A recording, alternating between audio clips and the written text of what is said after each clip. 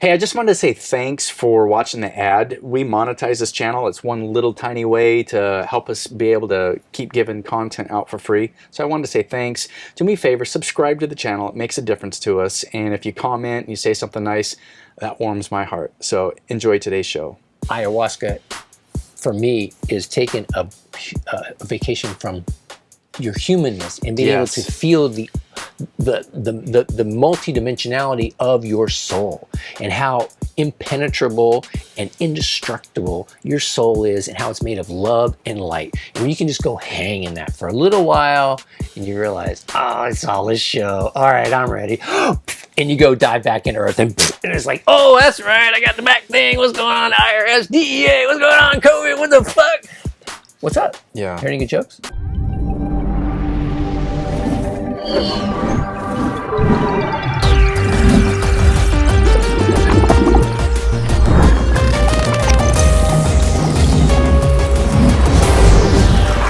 Exploring the human journey.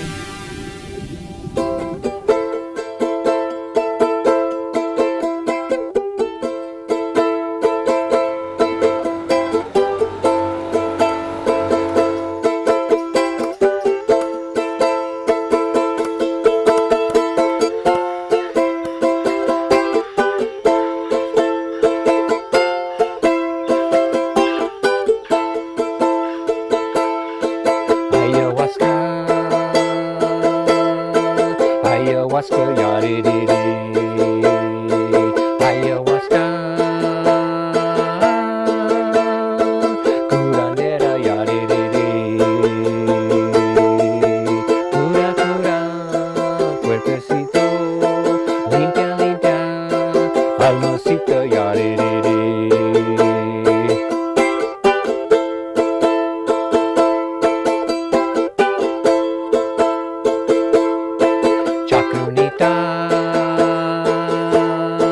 Chakranita, yadididi. Chakranita, pinturera, yadididi. Cura, cura, cuerpecito, limpia, limpia, almacito, yadididi.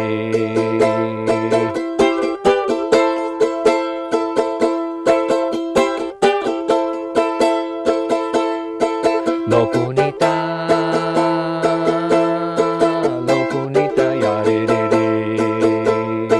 Lopunita, disciplina, yadididi. Cura, cura, cuerpecito, limpia, limpia, almacita, yadididi.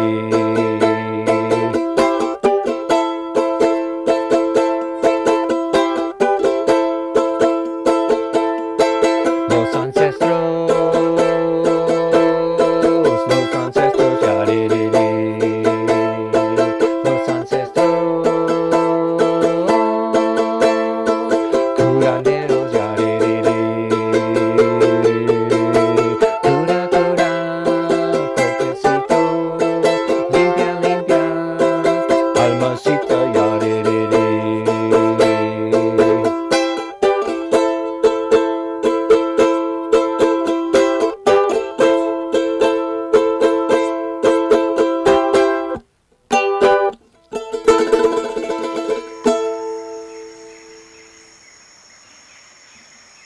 Hi and welcome. I'm so glad you joined us today. It's been 3 years since I did the first video with Clay talking about ayahuasca, and I figured it's about time we come back and revisit a little bit about what's happened in the time since Clay and I last did a video. Lots of people come through your ceremonies. Lots of people get their hearts touched.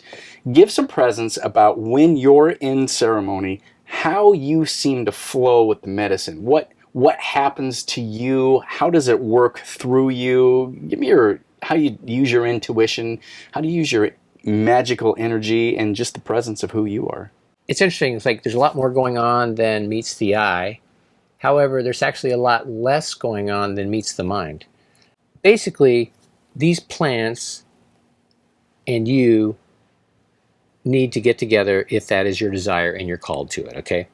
But there's a lot of kind of in the middle connecting the dots to make that happen. Yeah. And that's kind of what I do as a facilitator. It's the medicine that does the work, the magic. That's what the Madre does. Yeah. But having like a clean, safe environment, having maybe someone who really tries to go to what they believe is the source of a lot of this energy and try to capture as much as fresh and real as I experienced it. Like that's kind of my role, you know, like I'm trying to really, you know, quality and freshness in our overnight, you know, stuff, right? Yeah. So I try to be it's almost a parental thing, you know, where you're providing a good house and good food and you make sure everything's okay for the people that you care about and love, but you can never learn for them. You know, you can't tell people what mood, like any parent knows, just try telling your child how to live. It's like, it doesn't work. Like you set the environment, you love, you care, and then you are the example and you live what it is that you want to teach and you're there for them. Yeah. And, you know, you can make little, you know, I predict maybe if you did that, this might work out better. If you did that, you know, whatever. But as a facilitator, that's kind of how I see what I'm doing. I mean, I've done tons of work with the Madre and I have my own personal deep relationship with the Madre, certainly. But it's always a personal thing between each person and the Madre. Yeah. And if there's lots of times, if I can support something that's going on in a ceremony between those two, that's what I'm there for. And I have done a bunch of training. There is stuff that I can sort of help with, but the bottom line is always about keeping sacred space between you and the Madre and the plant, because that is what ceremony is all about, is you and your healing. I love it. It's you have a structure, a church structure in your I like how you give presence to this is the doctrine, it's the medicine.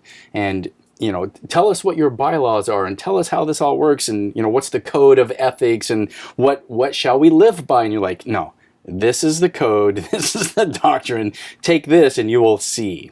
Like that's what touched my heart and my soul and what made it so real. I mean, I grew up like everybody else in the U.S., you know, like this. There's churches, you go here, whatever. What the hell are they talking about? Parents end up taking you. You're there. You're like, okay, they're telling me stories. I'm waiting, you know, all this stuff. I mean, I'm not knocking it, but I'm not feeling it. And then, you know, you go and they're like, yeah, we've been doing this 5,000 years. Check this out. And you're like, there's like no denying. It's there. You're in it. And it's so real. Like you just like the next breath of air you're going to take, you know how real it is. So there's nothing you have to believe. There's nothing you have to be convinced about. There's no scripture to learn. Like all of that, which has been my previous experience with religion, has been, there's a lot of it really aimed at your mind. Mm-hmm. And you have to speak a religion. Like you just don't walk into a religion. I mean, you know, if you're from the Middle East, there's things about how do you do that. And if you're from the South and the Baptist, there's things, I mean, every religion has its culture. Yep. And sometimes it takes a while to even get to where you can even check out what's going on, because you have to, okay, all religions have something and some writings and some, you know, all that stuff, except ayahuasca, because all of what is the real spirituality is the experience, period. And it can be totally different. You can be in pyramids in Egypt and other things of thousands of years past. Somebody else right next to you can be in the plants with the trees talking and clean. I mean, the universe is so much bigger than the human mind to even limit it with words. That is a mental process, and that's not what's going on with ayahuasca. Yeah, the two most important things in my life are hypnotherapy and ayahuasca. And it's that information that's coming up from within you and from without, you know, so there's that dichotomy of, you know, I clearly heard a message outside that spoke to me inside, and yet coming from within me, I'm like, oh, that's how I can apply this and use this information. One of the most profound experiences I had in one of your ceremonies was seeing the mountain and seeing the gondola cars, and the Madre, Mama Ayahuasca, said, these are the characters that you're playing. I go, what do you mean that I'm playing? And she said, well, you're playing a character.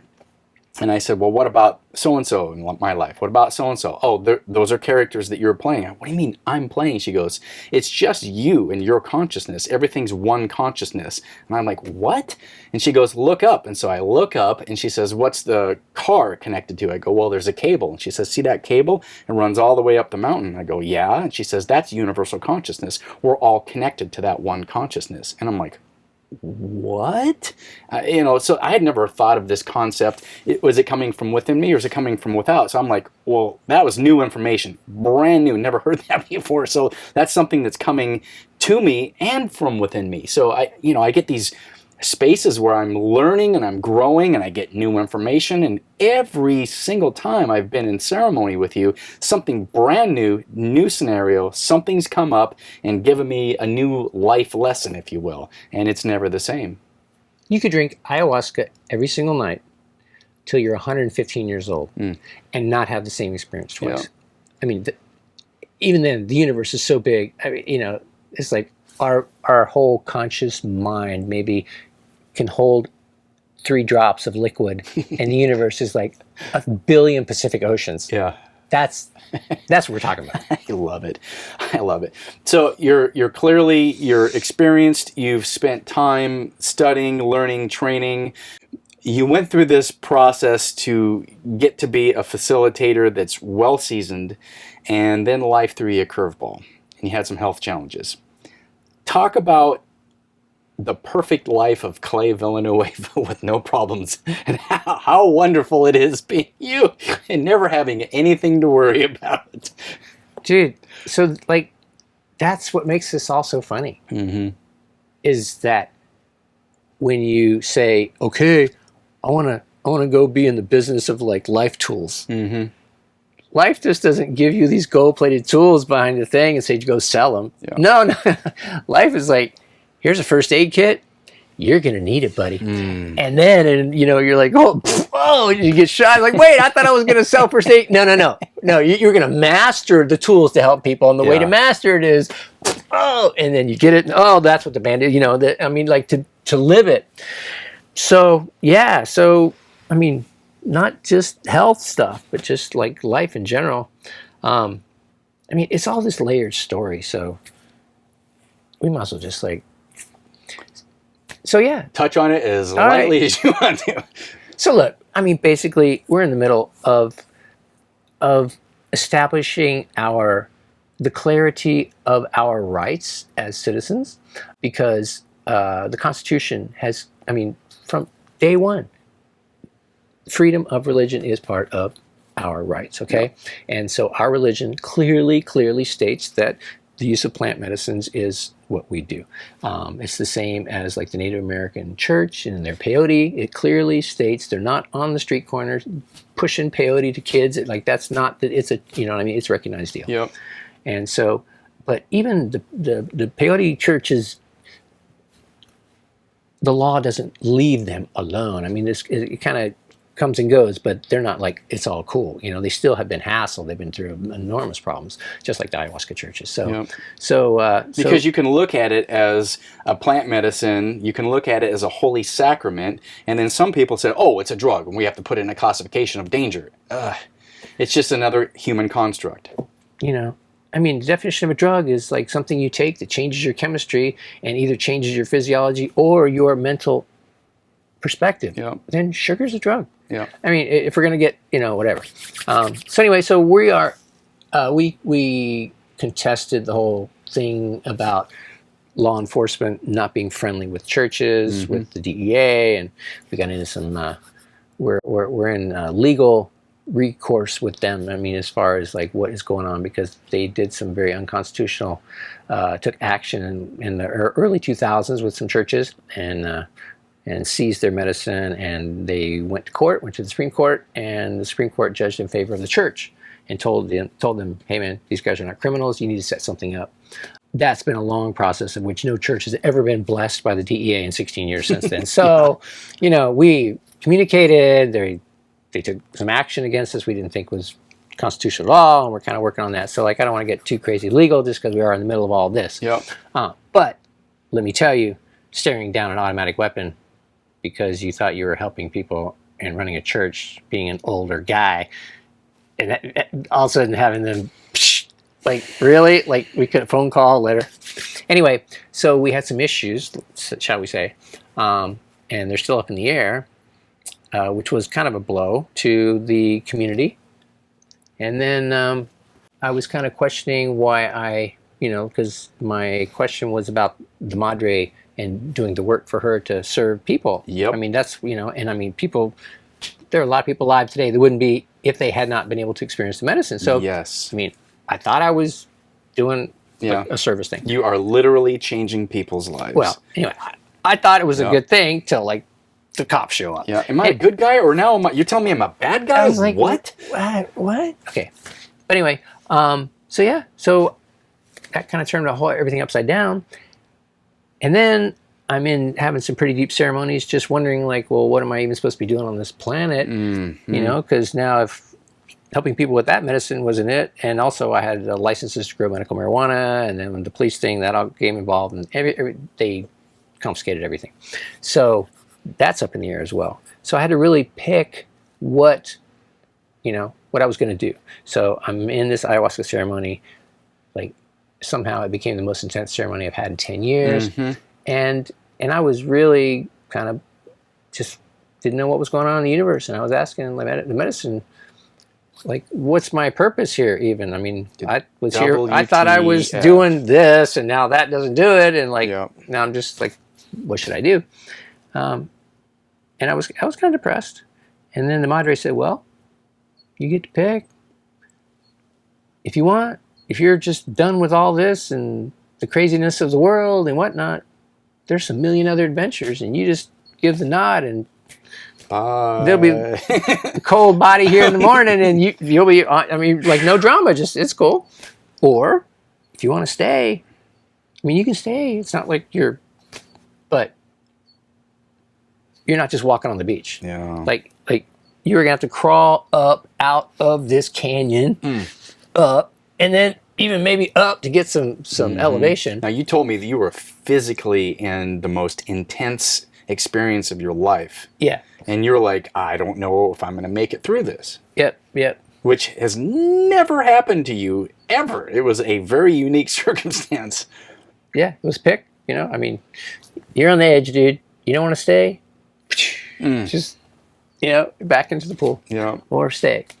So, I thought about my wife and my son, and I thought about the people that I love so much, and 60's not young, but it's not old either. Yeah. And I was like, there's a lot in this world that still, I believe would be served by love, even if this, whatever. Just, I'm staying. Yeah.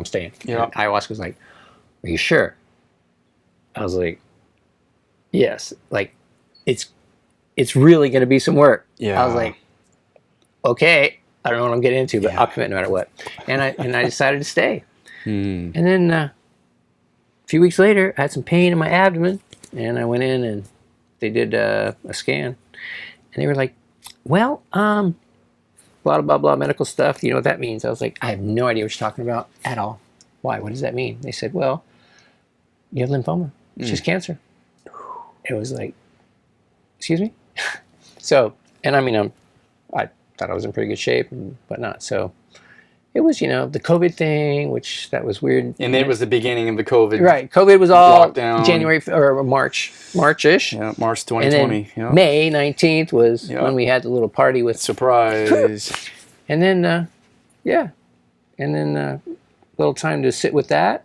And then I had the big ceremony in like September. And then October 15th was, yes, sir, you have cancer. Yeah. When would you like to start your chemo? Wow. So it was just bam, bam, bam. Ayahuasca's like, sure, you want to be here? You're like, yeah, okay. Oh, shucks, I'll play along. And then it's like, okay, you ready?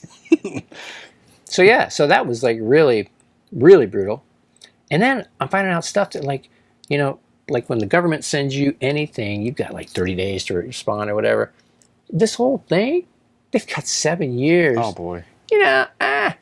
We're not in the mood right now. We'll wait a couple of years when you forget about it, and then we'll come back and talk.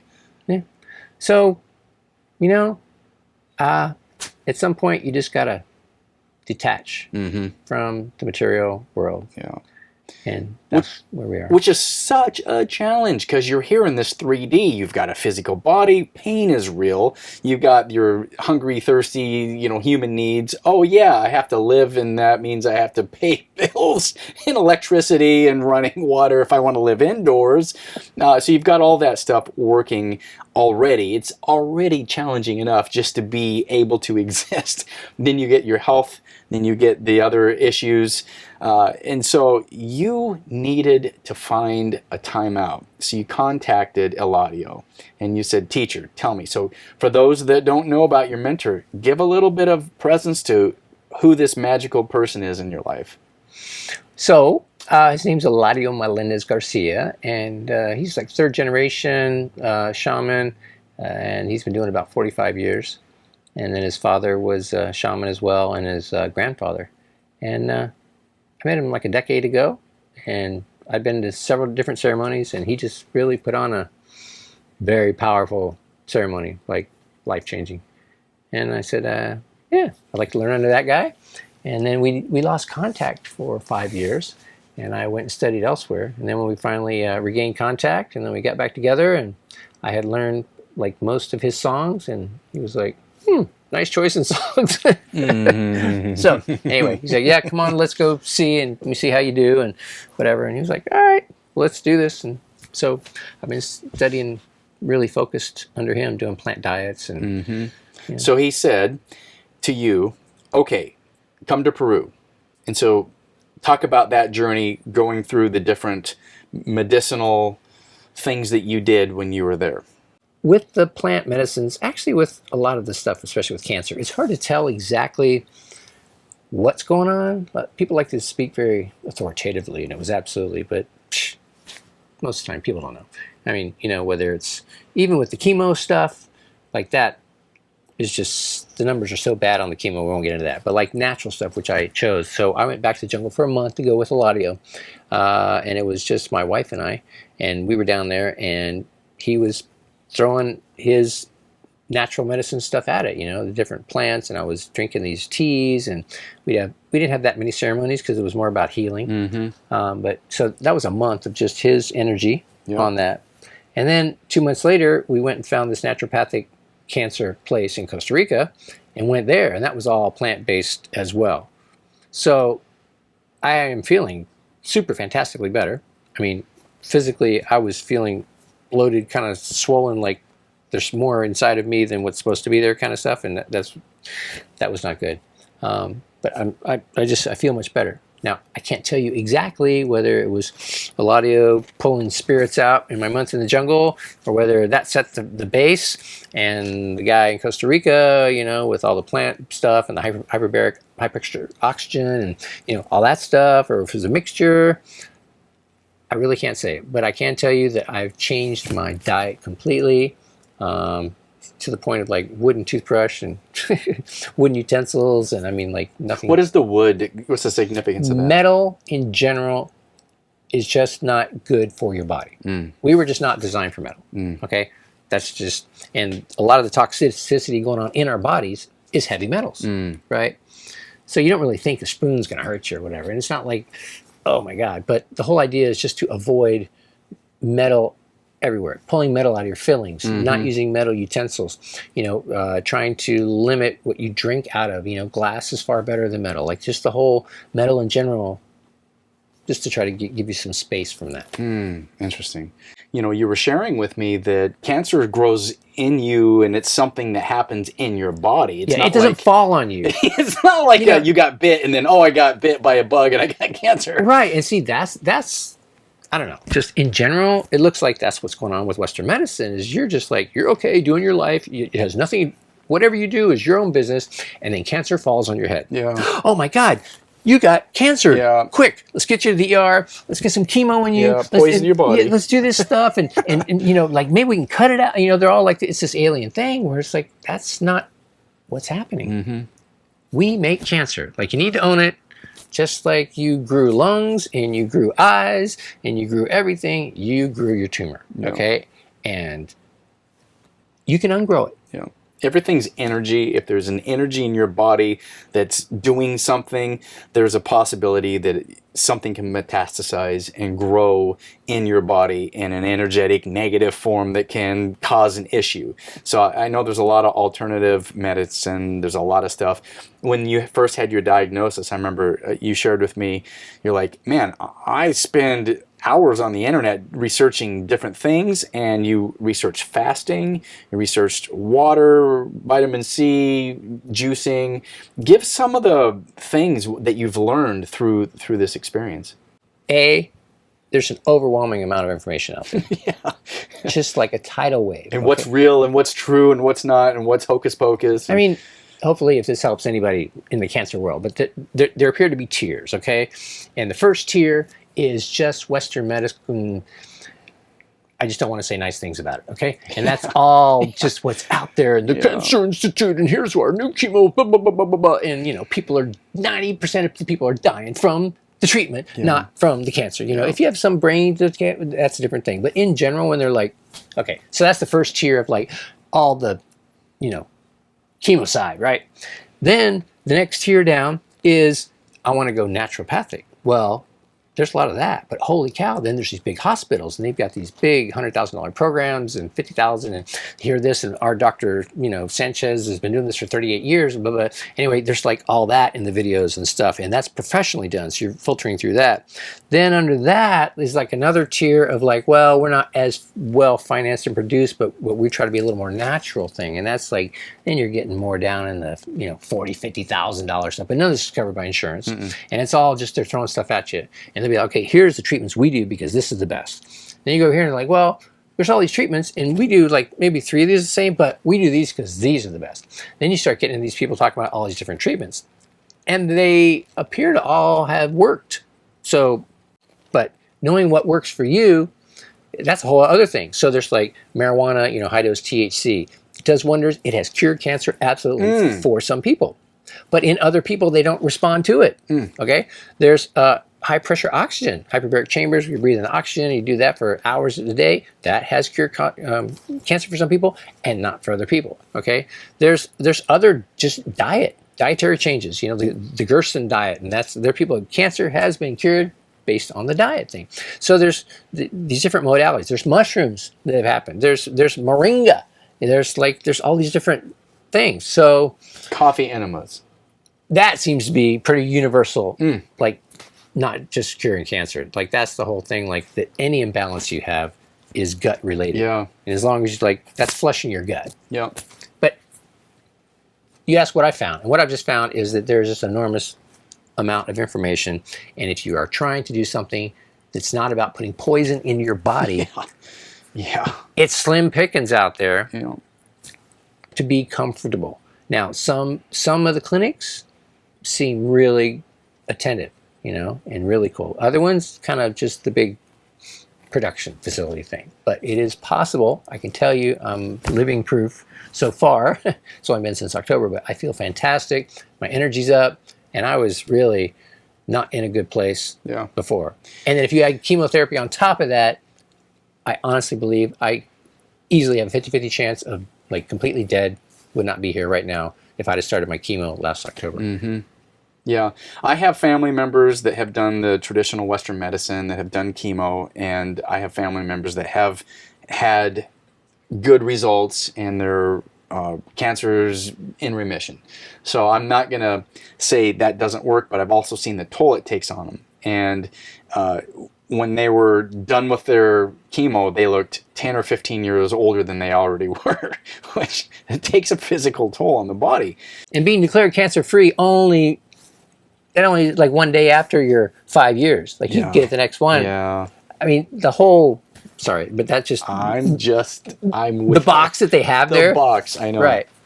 And I do know people, yourself, I have some other friends that have done an alternative medicine where they're like, it's plant, it's diet, it's mind, it's energy, it's, some of the woo, some of the...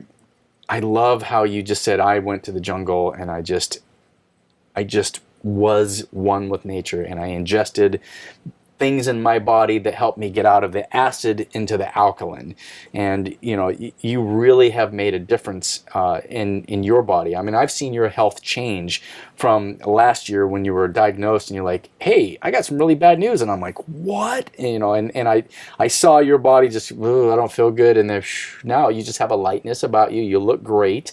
And I've just really seen a difference in the diet and what you've been doing. And so just, that's what's exciting choosing about to it. stay alive plays a big part. That's so good, because ayahuasca said, hey, do you want to play? And you're like, okay, bam, it's going to get harder for you. You're like, what? But you chose to play. I love that. Yeah. And, I mean, really, like, this is the best ever. Because, I mean, I've been doing ayahuasca facilitation, and I get to see these magnificent results in everyone's life, and I obviously benefit because God knows how many 55-gallon drums of ayahuasca has flown through my body, right? Yeah. But it wasn't like I have mastered the tools. Yes. And now there's nothing I can learn. I'm good.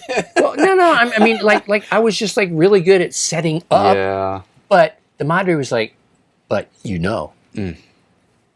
order to really know what a first aid kit is, you got to need it. Yeah. And in order to help people, you got to need it so bad, then you understand how bad they need it. Yeah. It's not just like, oh, it's a nice thing, here's a Band-Aid. Yeah. No, you got to understand when you are like, and then once I kind of got that, it was like, boom, and cops, and this, and cancer, and then it's just COVID, and then I was all like, okay, come on. Is that it? Like, let's do this. Yeah. Until I go, I'm just going to be a feisty, silly, dad humor, silly Kurt Trongo playing, fart cutting, old crazy guy, and love people and bring as much joy as possible and keep working with the medicine. And if they're going to come back and arrest me or whatever, like, really, for trying to help people, for keeping veterans alive, single moms, like really, like, that's what we're doing, is we're on the line and you're going to, like, prosecute us for like, okay, fine. Yeah. So the world is an imperfect place, and things are going to happen, because if this is a world, it has to be allowed to be a world. It's not Candyland. So you get to have these experiences. And I just say, for the last year or so that I've seen you having to go through this turmoil, as we've touched base and kept in contact, I've seen the roller coaster. I've seen you work through it. And from the human perspective, you are doing really good, man. You've had a lot of hard challenges. A lot of people would have been like, this is too hard. I'm out. I don't want to do this anymore. And you've been hit, and you keep coming back, and you do it with joy, and you do it with love, because this is a calling for you. You're not a facilitator of plant medicine because it sounded like a good thing to do. It's who you are. It's why you're here. It's your calling. It's your gift. And when you operate in your gift, you see what can flow and how magic can happen in people's lives. And dude, let me tell you, you got like 3 choices, okay? You hear that, bing, that's the sound of the shit hitting the fan, okay? You got suicide. Plenty of consideration. I was like, I don't know. You got suffering, you can do. And then you've got, all right, let's see how fun we can make this. It is what it is. And those are your 3 choices. So it sounds like suicide, suffering, or suck it up. With lots of silliness, right? The silliness, the 3 S's of Clay. Yeah. I love it. Yeah. So when you're doing your work, people are coming here, there's a level of empathy that you have, and it has been accelerated now throughout the trials that you've had, and you've got a new perspective. So now when you're doing ceremony, fast forward through all of the turmoil you've been through, now you're holding ceremony. What's the difference? What's the change now? What's the sauciness that you're bringing to this? From a perspective of having peered over the edge of the cliff, a little more, it's really coming from that creating being here. You know what I mean? And then seeing, like, I need to own all this stuff too. It's not just like, hey, I pulled myself out of this thing that happened to me. Like, no, I have to own who I was to call all this into my life to even happen to begin with. And then it's all like, wow, Yeah. So Yeah. Which brings me to another question. We call things into our life that's always intended to be for our higher purpose, even though it seems like a shitstorm at the time, and it's a bunch of stuff we don't want in our life because it's bad or it's negative. Those are all part of that human journey. Dude, it's like having a baby. There's so much pain and screaming and blood and all this stuff. You'd think there are like 12 people committing felonies getting ready to go to prison, right? No, it's one woman having a baby. Yeah. You know what I'm saying? And it's the most beautiful thing ever. And then you have like, oh my God, my son, I would die. You know what I'm saying? Yeah. But if you look at the drama in the moment, and it's a similar thing. Like even right now, I mean, lawsuit, cancer, who knows, all this stuff. Dude, the COVID thing could mellow out easy. The law thing, actually, the Supreme Court already decided that this is legal, so it's not like if that goes, we're way out in the open, and then everybody can have these because it's been made clear that this is legal. Because everybody I know in the ayahuasca dimension is, I don't know, don't talk about it. So there's that getting publicly accepted, okay, and then the cancer thing. If I get this totally reversed and turned around and end up being in the best health I've been in the past 30 or 40 years, and we don't have legal issues, like this is the best, brightest birth ever, even if it was a little messy and there were automatic weapons involved. It's like whatever it takes to just with no, as long as that cord is not wrapped around my neck and I'm turning blue, or if you'll cut it for me, whatever. But I'm just, it's like, as long as we get it out, wash it off, smack, okay. Yeah. So, I think that's all that matters. That's so beautiful. This whole human experience, this giant video game, this simulation, this dream, this illusion, it has the ability to feel like this is all there is. Clearly, on the other side of this realm, you've spent a lot of time. You spent a lot of time going, oh, I was in the void, I saw it, I've got information, and I can bring it back. It gives you a different perspective. You're not limited to the mindset of like, oh, I'm really afraid because this is all there is. I had that religious narrative saying you got one life, and then there's some sort of a judgment, good or bad.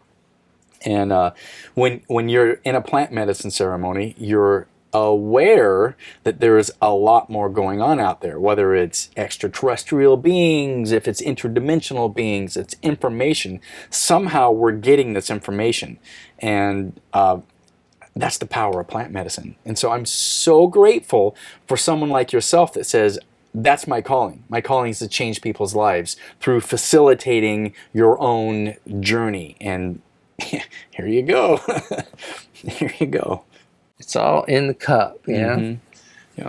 So when you're facilitating, you'll pour some, you kind of look at the person and go, how big, how little, what's the dosage? And then you're there for the experience along with them. It's not like you leave them, it's good luck, I'll come back and check you. You give such a beautiful space, and you're singing, you're playing instrumentation, you're playing music. You're getting better and better at this. Every time I have ceremony, I'm like, whoa, where did this guy get all this skill from? You're integrating. Yeah, you're putting in probably practice time, because you got to learn your chords or whatever. But man, you are just really getting in the flow. And I've seen you just get in the flow. Talk about that when you make that spiritual connection. I think anybody that does anything with, even cooking when my wife does it, or other musicians or whatever, but there is that point where you can not be thinking, and thinking is only there just sort of as like guardrails on the road. And when you're going to a place totally powered by some form of love that you're just into, and then you go, and occasionally you have to think, but as little as possible. And then that flow energy, I believe, somehow magically makes itself available to everybody that is around, regardless of what you're doing. When you're in the flow, anybody in the flow, that's just that it has that attractive quality, because that is source. When people are flowing, whether they're painting or dancing or whatever it is, but you can tell when someone's from their mind and they're like doing stuff thinky versus doing something in the flow. And that is, like I said, source energy. That's that same energy the plants have. that's the cable that we're all on the cable cars. That we're all connected by that energy. So That's good. Oh, that is so good. In the flow, and another powerful lesson that I learned in ayahuasca ceremony, in one of your ceremonies, was enjoyment. And my very first lesson, enjoy the ride.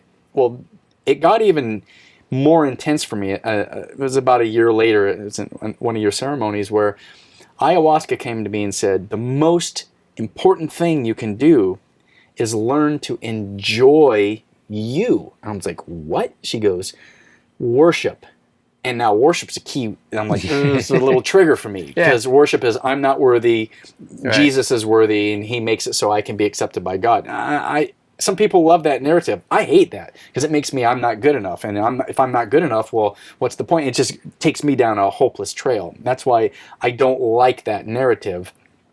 But ayahuasca said, if you learn to enjoy yourself and you begin to worship the divine within you, you'll love yourself.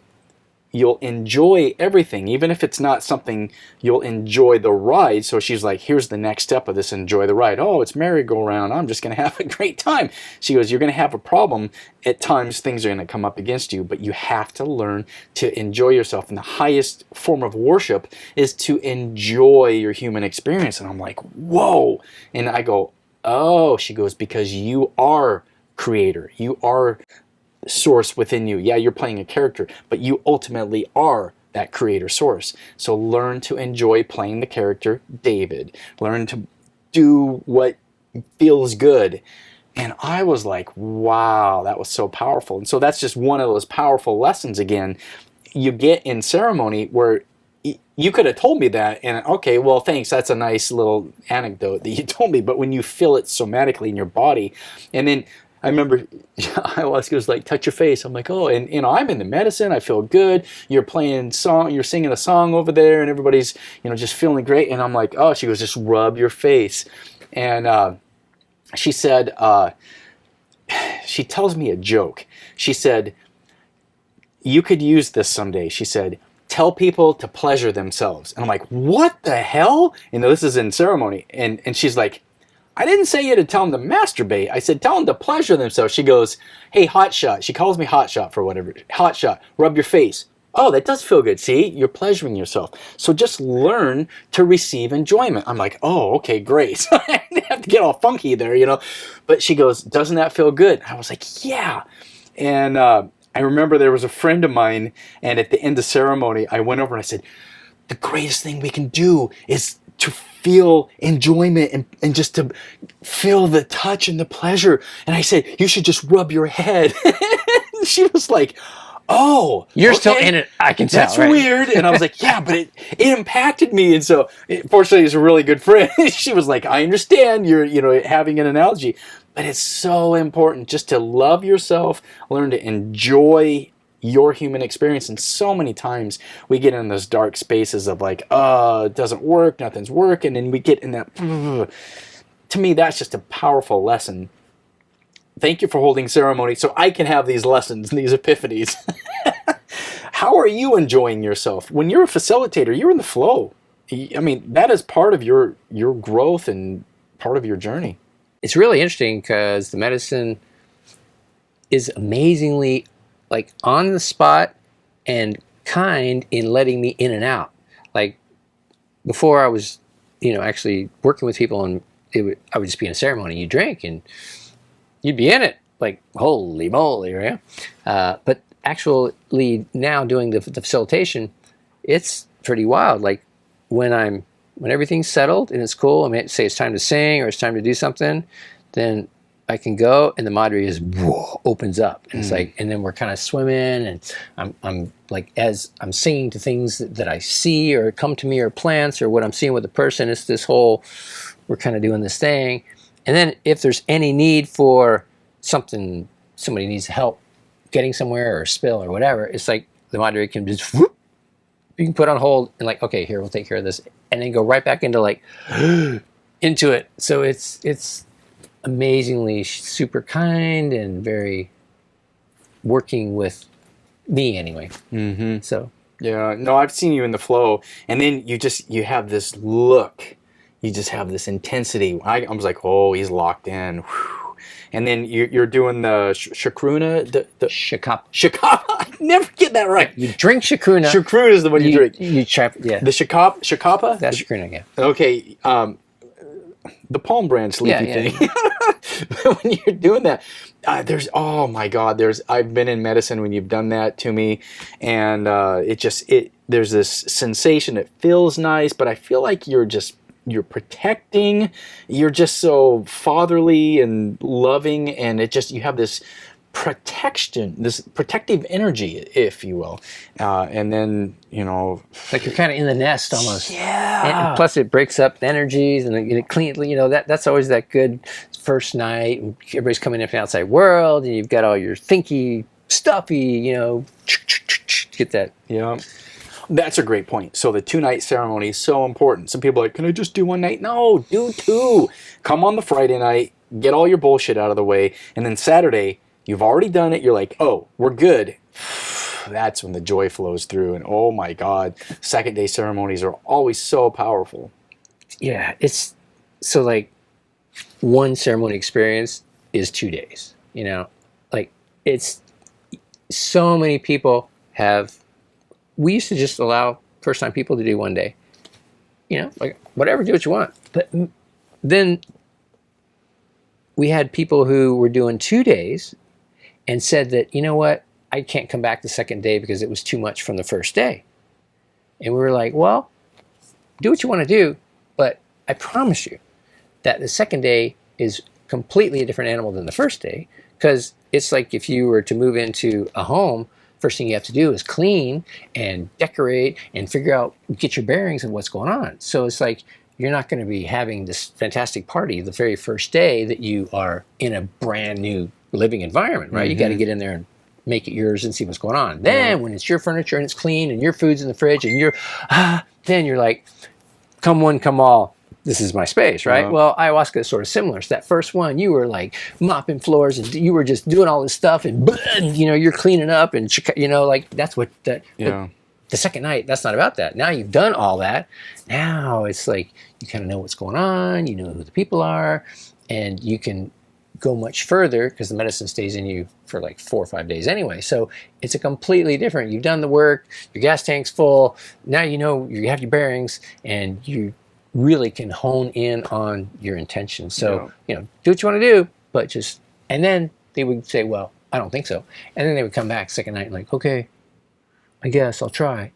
And on Sunday, it was like, oh my God, it was the best thing. I can't believe I almost didn't come. I mean, we did over and over and over. Everyone like, oh, I almost didn't come. Oh, blah, blah, blah. It was, so yeah. 2 nights or nothing. No one ever says, oh, I wish I wouldn't have gone the second night. Never, ever. No one's ever been like, yeah, so I came back because you said so, but I saw God on the first night. I got everything worked out. He said you didn't have to come back, but since you asked me, I'm like, no, that's never.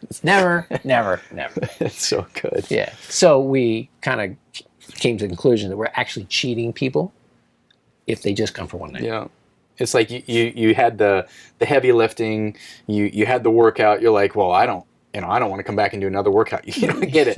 The next night is now you did all the work. You built the structure. Now you get to play. Exactly. It's so good.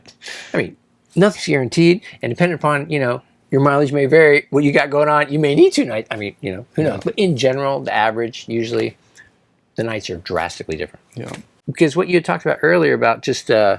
It's easy to kind of feel like we're locked in here, to what's going on, whether it's our lives or our culture or, God knows, finance policies, whatever it is that you're looking at that is doing this. I personally find it hugely comforting and revitalizing as a human being to be able to take a little break from this dimension with the breathing and the eating and the showering and the body and the decade after decade, like it's awesome. But a little vacation to see that oh, that's a hobby that I'm choosing to do that's not going to be here forever. And actually, it's a very magnificent gift. And to not be all caught up just because I'm only seeing this right now, to be able to get a little bit of space and go, look, that's my work of art. That's my life. There's these people that I love. I still have a chance to go express this in this way and go learn this. And it's going to end. So like, I can breathe out here. I know that that's not everything. And if it burns tomorrow, I'll be fine, which means that I don't have to worry or fear, and I can go and play, and I can actually risk some stuff, not being stupid, but I mean, in general, not like living from worry. I can wear a crazy hat. I can tell somebody I love them, and whatever. I can do this. I can laugh. I can smile. I can fart in public, whatever. You know what I mean? I'm not hurting anybody, and we can just like, be that, wow, they're feeling pretty free about this. Yes, actually I am, because I'm going to be freaking dead. Yeah. So now's my time to just like let it go. So that is ayahuasca for me, is taking a vacation from your humanness and being able to feel the multidimensionality of your soul and how impenetrable and indestructible your soul is, and how it's made of love and light. And when you can just go hang in that for a little while and you realize, oh, it's all a show. All right, I'm ready. And you go dive back into earth and it's like, oh, that's right. I got the back thing. What's going on? IRS, DEA. What's going on? COVID. What the fuck? What's up? Yeah. Hear any good jokes? Let's do it. What's up? Let's go. Let's do it. Oh, so good. That's what. And there are so many people out there that are just like literally starving for someone just to look them in the eye and smile and just say, "Hey, it's gonna be okay. It's gonna be okay. We're good. We're good." Just some energy other than like, "Have you seen the numbers? Here's that. What is that? And this is blowing up and this bad and that." Bad news. Bad news. Oh bad my news. God. Mm-hmm. I mean, like, I was getting stressed because I realized, not even part-time, it was an entirely new full-time job, just trying to keep up with what may or may not be going on right now in the world to stay alive. Yeah. One whole side has their story. Yep. Another whole side has a counter story. Yep. And then these guys have the counter story. I mean, there's that, and there's medical stuff, and, and countries and diseases, and there's all that. And then there's cancer. Oh, yeah. You know what I'm saying? And then, don't forget, like, the economy is going to explode. So anything you I mean, but other than that, it's a really nice day out. So I'm just was like, wow, that's my new full-time job, is staying alive. Yeah. No, man. Like, I just want to just be here and just try to have a graceful, loving, relaxing sharing of the joy of existence. Yeah. And when the bus with my name on it turns that corner, and I'm like, hey, that's mine. I love you, man. Yeah, good luck. Yeah. Peace out. I had a great ride. Exactly. Namaste. Namasko. Yeah. Awesome. I love you so much. I appreciate everything that you've done. You've given me the space to be able to be in a facility where I was safe, where I was loved, and I have had spiritual awakening because of you. Thank you. I can't give you enough thank yous. No, I'm just a mirror of what you got going on. Yeah. So. Anything else? Anything coming up on the horizon? Any plans? Any news? Or is it just take it day at a time? It's exactly take a day at a time. Yeah. I was in my universe, I don't know, emails, who knows what, but some quote flew across me. I said, the degree of success that you will achieve is directly proportional to how well you can be with the unknown. Mm. So I saw that and I was like, there's just a lot of unknown right now. Mm-hmm.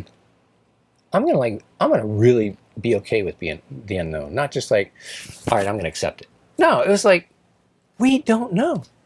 Like there's some dribble from media, but who knows what, you know what I mean? Like, really, we don't know. We don't know what the military's doing. We don't know what the fucking Pope's doing. We don't know what's in our food. We don't know what's in our... We don't know. They're telling... Yeah, but we just don't know. So, I'm not even getting into conspiracy theory. I'm talking about we don't know. Yeah. So, I'm going to become an expert at not knowing. Yeah. Yeah. No, I feel you there. In my personal life, there's so much unknown. Where are you going to live? What's your career going to be like? How are you going to create income? What's your relationship going to be like? What's going to happen next? What is going to happen next? There's so much stuff. What's going to happen? I'm like, oh my God, I have to be able to be comfortable to be in the unknown. And I have to be comfortable with being uncomfortable. The first video that we did, the 2018 video, you said the most important thing to me. You said there's nothing you can do to mess up this life. It's an experience you're going to have, you're going to go through. It doesn't matter what you do, you're going to win because you're going to have an experience. And that's the whole point, is to learn and to grow. And I have taken that to heart every day for the last 3 years since you said that to me. It's gonna be okay. There's nothing you can do to mess it up, because I'm constantly like, oh, if I make this decision, this could happen. That could be bad. I don't want bad to happen, because we put a value on things. Is it good? Is it bad? You know, we have this silly duality that we're in. But you have to be comfortable being in the uncomfortable place. And with a little bit of work, the unknown doesn't need to be that uncomfortable. It can just be unknown. Mm-hmm. We're trained to have that be like, get away from that, like the plague, you know? Yeah. What? Not known. Well, let's Google. Oh my God, not known. Like, no, wait a minute. We don't know. Most of it, I mean, do we even know how we grow our hair, fingernails? I mean, like, we don't know. Yeah, I do know a new person coming into an ayahuasca ceremony. Oh, I want to know what's going to happen. I want to know exactly what's going to happen. I want to know what time it's going to happen, what the intensity is going to be. And you're like, drink this and enjoy the ride. There's nothing I can do to tell you. And the experience you have is going to be exactly perfect for what you need at the time. Yes, it is all divinely orchestrated. Mm-hmm. And you cannot mess this life up. Mm-hmm. It's impossible. Yeah. That gives you a lot of latitude. I'm still challenged by that, because there's things that I do that can have a consequence that makes my human experience more challenging. I certainly know that. So there's always the dichotomy of like, okay, this is unknown, this is uncertain, what's going to happen next? But man, when you're able to just surrender into the flow and let go, that's where miracles can happen. You know, it's just a very delicate dance of remaining conscious of your environment without being attached to it. Yeah, that's the hardest part. You know what I mean? It's like, it's like you can't just be, well, I don't care. Well, you got to care. You know, there's people and kids and lives and I mean, you can't just not care. Yeah. But you also can't be like, you know, hyper freaked out. So somewhere between I don't give a shit and hyper freaked out. Yeah. Where you're breathing and there's good music in the background and there's cool people around and there's some flow and, you know, other people are going to need help from time to time. We're going to need help from time to time. Yeah. And just keep your environment to help keep you in check, and just keep experiencing. That's the best that I can find out of 60 years and currently 7.8 billion people, which most nobody has anything in common. So if there really was like the shit of anything, you'd think there'd be a little more in common than, you know, totally do this or we'll kill you here, and like, don't do that or we'll kill you here. Like, you know, eat this, don't eat that. Like, you know, so. Yep. Well, in a world of uncertainty, you know, I have appreciated your contribution, because you've provided just a safe space for internal exploration through your ceremony. Everybody needs it. Yeah. Just, you know, when the time is right, the time is right. Yeah. Lots of good information today, lots of good things. This is just a to be continued until the next thing happens. You know, if there's one thing you wanted to leave with people, what would that one thing be? It really is all about our presence and our interpretation. Like all the corny stuff, you know, and everybody in thousands of years and everything and blah, blah, like, you know, it's all this stuff, golden rule, but it's true. How you choose to interpret things makes all the difference in the world. And everyone is, you know, freaked out about all the money thing. And I know people that have a lot of cash, and they still can get completely upset and ruin their day if this thing is not the way that they want it, regardless of all the millions of dollars in the bank. And then I know people that have dirt floors. They've got maybe 3 cracked bowls up on a counter that's where they put the rice in. And if you even got within 150 feet of their house, they would be dragging you in to share and be so happy that you were there and sing a song and do, so, and the difference between that and this is all just attitude. Yeah. So like that puts the power squarely in each of our laps to be able to smile and really have an enjoyable life without anybody else turning it on or off. So, me too, we've all got our good victim stories of like, well, that's happening to me. I mean, yeah, come on, like cancer's happening to me. Trust me, I can crank up the victim, but like really when I own it, then it's like, all right, I'm gonna make this enjoyable. And awesome people show up and beautiful things happen. People go, why are you so lucky? It's like, well, I turned the awesome on and I turned the shitty off. Nice. Awesome. Clay, I love you so much. Thank you. Thank you for sharing your journey today. Thank you for being a part of my life. Thank you for being someone I can call and get a hug from, and just thank you for being a bright spot in my life.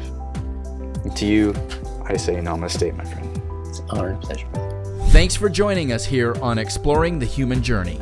You can find us as a video on YouTube or listen to us as a podcast. You can also join in the conversation by following us on Facebook and Instagram. For more information, go to the website at exploringthehumanjourney.com.